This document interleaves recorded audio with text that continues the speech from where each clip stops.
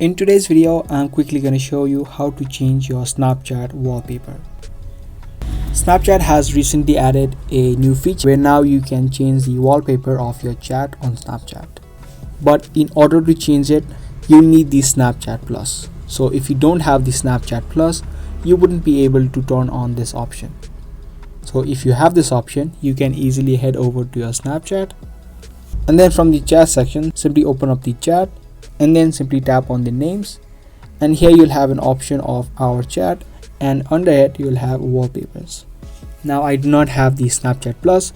If you have that option, you can easily tap on this wallpaper and choose the various options that Snapchat provides you. So that was a quick rundown on how to change wallpaper on your Snapchat. I hope this video was helpful. If it was, make sure to subscribe, share, and give this video a thumbs up. That's gonna be all for today. Thanks for watching.